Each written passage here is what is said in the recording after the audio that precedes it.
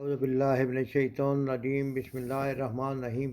ان الذین کفروا سواء علیہم اانذرتہم ام لم تنذرہم لا یؤمنون ختم اللہ علی قلوبہم وعلی سمعہم وعلی ابصارہم غشاوۃ ولہم عذاب عظیم۔ ان الذین کفروا، بے شک وہ لوگ جنہوں نے کفر کیا، ان من بے شک الذین جن لوگوں نے کفر کیا، ان الذین کفروا بے شک جن لوگوں نے کفر کیا، سواء علیہم انذرتہم ام لم تنذرہم، سواء علیہم برابر ہے ان کے لیے، انذرتہم ہاں آپ نے ڈرائیں، ام لم تنذرہم یا آپ نہ ڈرائیں، لا یؤمنون یہ ایمان نہ لائیں گے۔ ان الذین کفروا سواء علیہم بے شک وہ لوگ جنہوں نے کفر کیا انہوں کے لیے برابر ہے گیا، انذرتہم ام لم تنذرہم آپ ان کو ڈرائیں یا آپ ان کو نہ ڈرائیں، لا یؤمنون وہ ایمان نہیں لائیں گے۔ اللہ تعالیٰ نے جو قرآن مجید کے سورۃ البقرہ کے آغاز میں یہ جو 6 صفات جن کا ہم نے کل مطالعہ کیا تھا بیان کی رہی ہیں کہ اس کتاب سے ہدایت پانے کے لیے ضروری ہے کہ بندہ متقی ہو۔ سب سے پہلے اس بندے کتاب سے فائدہ وہ اٹھا سکتے ہیں جو اس کتاب کو اس یقین کے ساتھ پڑھیں کہ اس کتاب کے کوئی شک نہیں ہے، یہ شک و شبہ سے بالا تر کتاب ہے، اس میں جو کچھ لکھا گیا وہ حق ہے، وہ سچ ہے، اور اپنے ذہن کو خالی کر کے، اپنے پرانے نظریات کو ختم کر کے ایک خالی صفحہ ذہن لے کر اس کے اندر جو قرآن کہتا جائے وہ لکھتا جائے اور اس پہ عمل کرتا جائے، تو وہی اس قرآن سے ہدایت پانے والے ہیں، وہی متقین ہیں، وہی اللہ سے ڈرنے والے ہیں۔ اور پھر جو غیب کی باتیں اس کتاب میں بیان کی گئی ہیں ان غیب کی باتوں پر من و عن تسلیم کرتے ہیں، ان کی تعویلات نہیں کرتے، جیسے اللہ نے بیان کر دیا، لیکن نبی صلی اللہ علیہ وسلم نے بیان کر دیا، اگرچہ ان کے حقائق ہماری آنکھوں سے اوجھل ہوں لگا، لیکن ہم ان پر اسی طرح ایمان لاتے ہیں۔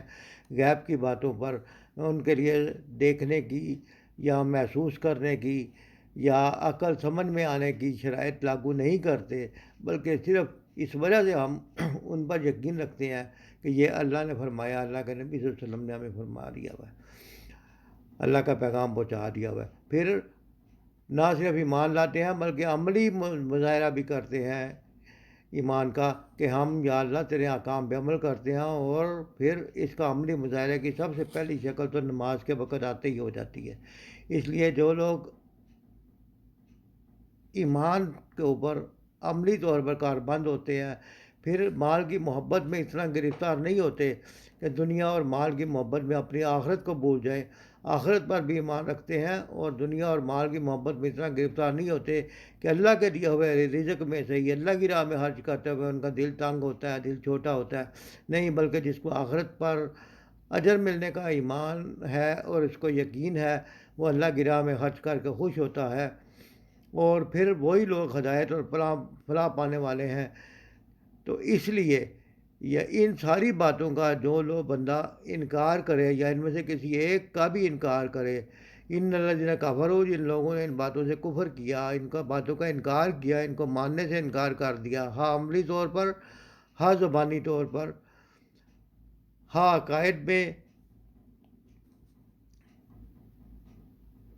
کسی بھی صورت میں،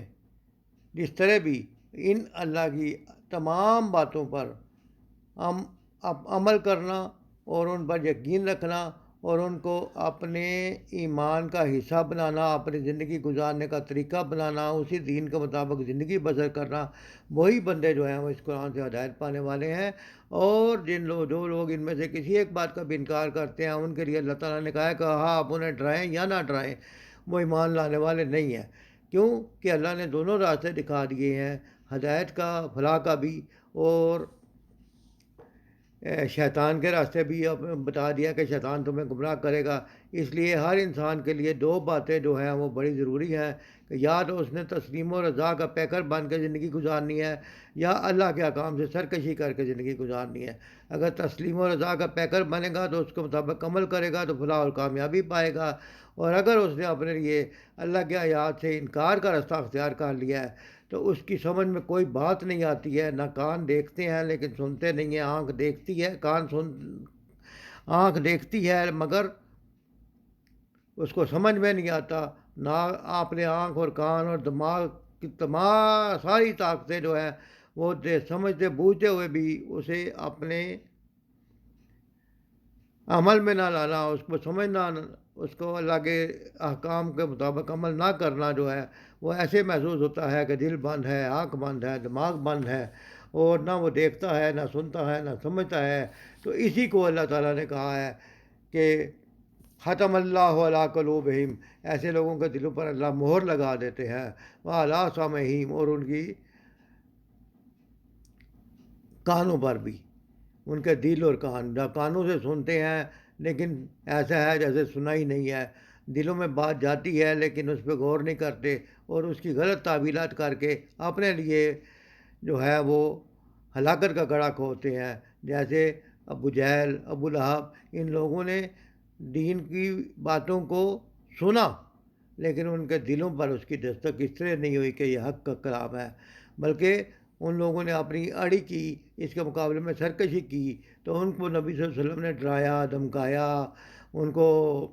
تبلیغ کی، لیکن وہی بات ہے کہ جیسے اللہ نے کہہ دیا کہ ایسے لوگوں کو تم تبلیغ بھی کرتے رہو، کہتے بھی رہو، سکھاتے بھی رہو، لیکن سنتے ہیں لیکن سنتے نہیں ہیں، دیکھتے ہیں لیکن دیکھتے نہیں ہیں، تو ان کے لیے پھر کیا ہے؟ وَلَهُمْ عَذَابٌ عَظِيمٌ، ان کے لیے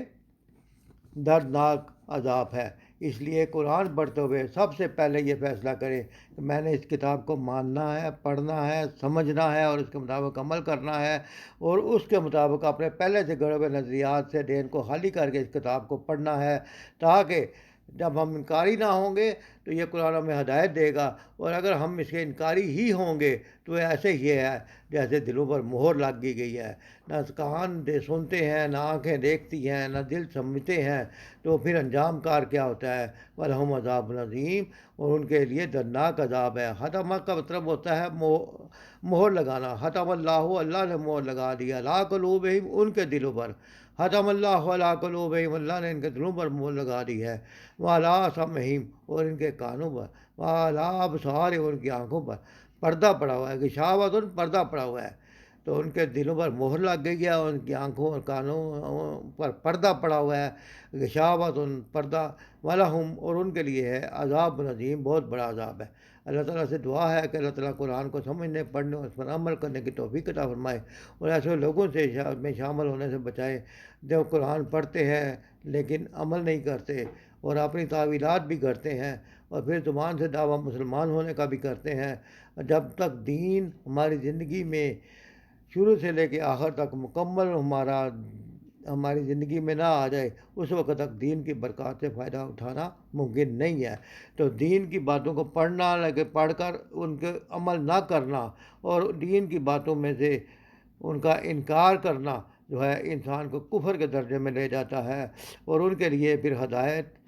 سنی نہ سنی ایک جیسی ہوتی ہے، اور اللہ تعالیٰ نے ایسے لوگوں کے لیے کہہ دیا ہے کہ ایسے لوگ ایمان لانے والے نہیں ہیں۔ اس لیے اللہ تعالیٰ سے دعا ہے کہ ہمیں اللہ تعالیٰ ان لوگوں میں شامل کرے جو قرآن کی ساری باتوں کو حق مانتے ہیں،